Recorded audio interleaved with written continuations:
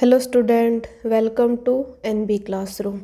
Student, हम discuss कर रहे हैं कि 2022 की परीक्षा के अंदर कौन से हमारे टॉपिक्स इम्पोर्टेंट रहने वाले हैं, जिसमें हमने केमिस्ट्री पोर्शन के इम्पोर्टेंट पॉइंट्स डिस्कशन कर लिए हैं। आज की क्लास में हम चर्चा करते हैं बायोलॉजी पोर्शन के जो चैप्टर आने वाले हैं उनके इम्पोर्टेंट पॉइंट्स पर। चलिए बच्चों, देखते हैं। देखिए स्टूडेंट, बायोलॉजी पोर्शन में इस बार 3 चैप्टर शामिल किए गए हैं। 6th जैव प्रक्रम, 7th नियंत्रण एवं समन्वयन और लेसन 9th अनुवांशिकता एवं जैव विकास। तीनों जो चैप्टर है वो सम्मिलित रूप से 24 मार्क्स के यहाँ पर रहने वाले हैं। तो फर्स्ट हम देखते हैं पाठ 6 जैव प्रक्रम। ये देखिए, ये चैप्टर जो है वो 9 मार्क्स का हमारे इस बार की परीक्षा के अंदर आने वाला है। इस चैप्टर में हमने जैव प्रक्रम पढ़ा और हमारे शरीर के विभिन्न तंत्रों के बारे में जाना। कौन कौन से तंत्र थे? पाचन, श्वसन, वहन और उत्सर्जन। देखिए, वैसे तो ये चारों ही तंत्र इम्पोर्टेंट है, आपको इनकी स्ट्रक्चर याद रखनी है और इनकी कार्यप्रणाली, ठीक है। किस प्रकार से पाचन तंत्र हमारे शरीर में वर्क करता है, क्या छोटी आंत का कार्य है, क्या बड़ी आंत का कार्य है, पाचक रसों का स्त्रावण कहाँ होता है, अवशोषण कहाँ होता है, जल का अवशोषण, जो भी हमने पढ़ा। तो इसमें से छोटे छोटे क्वेश्चन आएंगे। तो छोटे छोटे क्वेश्चनों में डायरेक्ट आपसे या तो चित्र पूछ लिया जाए या पूछ ले कि किसका अंग का काम क्या है।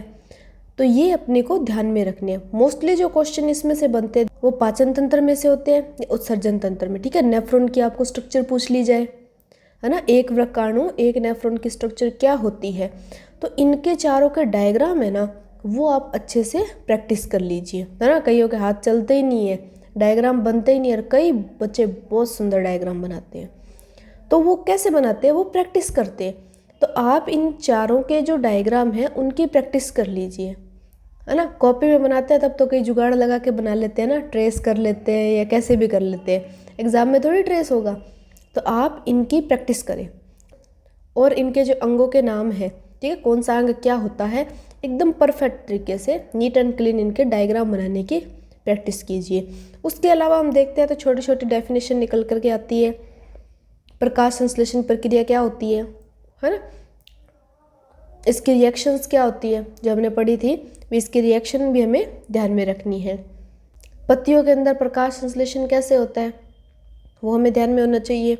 नेक्स्ट हम बात करते हैं, जैसे श्वसन तंत्र में आता है वायवीय और अवायवीय श्वसन, जो पाइरूवेट का विखंडन होता है। तो उसकी जो समीकरणें थी वो समीकरणें आप अच्छे से लर्न रखिए, और क्या इनके अंदर डिफरेंस होता है, कौन सी कोशिका में वायवीय होता है, कौन सी में अवायवीय होता है, तो वो भी आपको ध्यान में होनी चाहिए। नेक्स्ट हम बात करते हैं जैव प्रक्रम। इसको मैंने लास्ट में इसलिए लिखा कि जैव प्रक्रम की सिंपल एक डेफिनेशन है ना, जैव प्रक्रम किसे कहते हैं, इसके अंदर कौन कौन सी प्रक्रियाएं सम्मिलित होती है, तो एक नज़र इस पर भी कर लेना, ठीक है स्टूडेंट। तो ये था हमारा 6th चैप्टर जैव प्रक्रम। वैसे तो बायोलॉजी पोर्शन ईजी होता है, सारा पढ़ने में हमें इंटरेस्ट ही आता रहता है, तो बोरिंग कुछ चीज़ लगती ही नहीं है, तो सारा चैप्टर पढ़ लो, कोई दिक्कत नहीं है। लेकिन तंत्रों को मैं आपसे फिर से कह रही हूँ, तंत्रों को आप विशेष प्रकार से ध्यान रखिए। डायग्राम तो आपके टिप्स पे होने चाहिए, ऐसे नहीं है कि मुँह इधर जा रहा है नाक इधर ही जा रही है। तो डायग्राम की प्रैक्टिस आप बहुत अच्छे से कर ले, क्योंकि बायोलॉजी पोर्शन है, इसमें लगभग डायग्राम का ही गेम रहता है।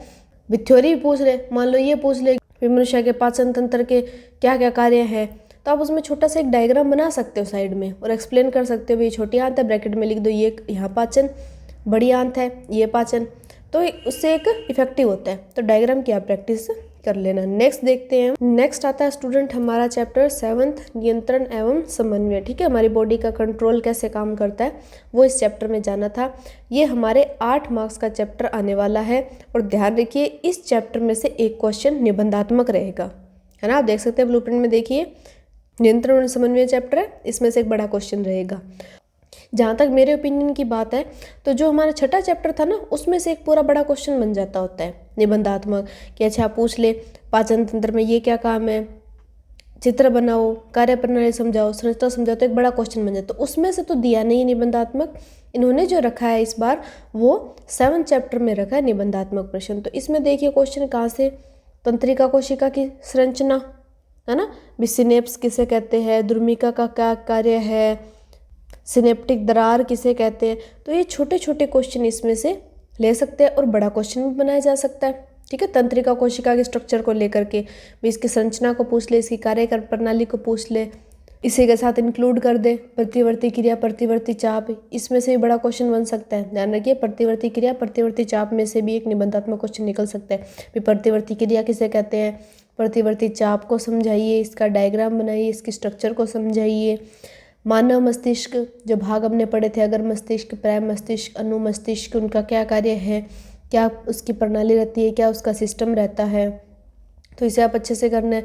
फिर इसमें देखिए पादपों वाला हमने थोड़ा सा भाग पढ़ा था, उसमें जैसे ऋणात्मक गुरुत्वानुवर्तन आया था तो उसकी छोटी सी डेफिनेशन पूछ ली जा सकती है। तो ये सिंपल क्वेश्चन। लास्ट टॉपिक इसमें अंतःस्रावी ग्रंथियाँ, जो हमने ग्रंथियाँ पढ़ी थी सारी, उनकी एक स्थिति आपको याद होनी चाहिए कि बॉडी में अपने क्या क्या होती है और क्या क्या किस ग्रंथि का काम है, ठीक है, कौन सी ग्रंथि किस काम के लिए फेमस है, तो वो भी आपको थोड़ा सा ध्यान में होना चाहिए। बहुत ही सिंपल और बहुत ही ईजी सा लेसन था, हमारी बॉडी पार्ट से जुड़ा ही हुआ है, तो वैसे भी टिपिकल तो है ही नहीं। तो ये कौन सा चैप्टर था, नियंत्रण और समन्वय। कितने मार्क्स का, ये 8 मार्क्स का रहेगा। नेक्स्ट हम देखते हैं स्टूडेंट, ठीक है, 9 चैप्टर है आनुवांशिकता एवं जैव विकास, 8वां इसमें से हटा दिया था। ये चैप्टर कितने मार्क्स का है, ये चैप्टर 7 मार्क्स का चैप्टर है। इसके अंदर हमने आनुवांशिकता के बारे में पढ़ा था। इसमें सबसे अधिक इम्पोर्टेंट जो पॉइंट्स बनता है वो मानव में लिंग निर्धारण का बनता है, कि मानव में लिंग निर्धारण किस प्रकार से होता है। या आपको 2 सिचुएशन दे जाए जी, XX XY, तो संतति क्या होगी, है ना, संतति के लिए कौन उत्तरदायी है, नर या मादा, इस प्रकार के क्वेश्चन। सेकंड इसमें आता है जीवाश्म। इसमें से एक क्वेश्चन रहेगा कि जीवाश्म किसे कहते हैं, है ना, सिंपल क्वेश्चन ये बनता है जीवाश्म किसे कहते हैं, तो ये क्वेश्चन आपको देखने को मिल सकता है। नेक्स्ट हम बात करते हैं उपार्जित व वंशागति लक्षण, कि कौन से लक्षण उपार्जित होते हैं, कौन से वंशागत होते हैं। इसमें भी हमने पढ़ा था समजात अंग क्या होते हैं, समरूप अंग क्या होते हैं, तो वो छोटी छोटी सी डेफिनेशन है ना, उन्हें भी आप नोट कर लेना, कौन सी, समजात अंग और समरूप अंग, तो वो डेफिनेशन इसके अंदर पूछी जा सकती है। सबसे लास्ट में मैंने लिखा है मेंडल का प्रयोग, क्योंकि NCERT बुक में क्या है कि मेंडल का प्रयोग एकदम इतना ज़्यादा विस्तृत नहीं है, तो वो ज़्यादा हाईलाइट नहीं किया हुआ है, लेकिन इसको आप भी अच्छे से कर लेना कि मेंडल का प्रयोग क्या है, मेन मेंडल ने मटर के पौधे को क्यों चुना। फिर इसमें पूछ लिया जाए कि अच्छा इस प्रकार का संकरण करवाते हैं तो संतति कैसी होगी, है ना, झुर्रीदार मटर जो हमने संकरण करवा के प्राप्त किए थे, F1PD में अनुपात क्या था, F2PD में अनुपात क्या था। तो सिंपल ये मेंडल वाला। जब हमने ये चैप्टर पढ़ा था तब भी हमने डिस्कस की थी कि इस चैप्टर में क्या है कि लिखने के लिए थ्योरेटिकल मैटर कम है लेकिन समझने के लिए बहुत ज़्यादा है। तो अब इसमें समझ वाले क्वेश्चन थोड़े से एक आधे सुन लो कि किस प्रकार से हो सकते हैं। कि मानव में पहले कर्णपल पाए जाते थे, अब नहीं पाए जाते, वो विलुप्त हो गए, क्यों हो गए। विकास, कर्मिक मानव का विकास हुआ, वो किस प्रकार से हुआ, ये भी क्वेश्चन है। जाति उद्भव कैसे होता है, ठीक है।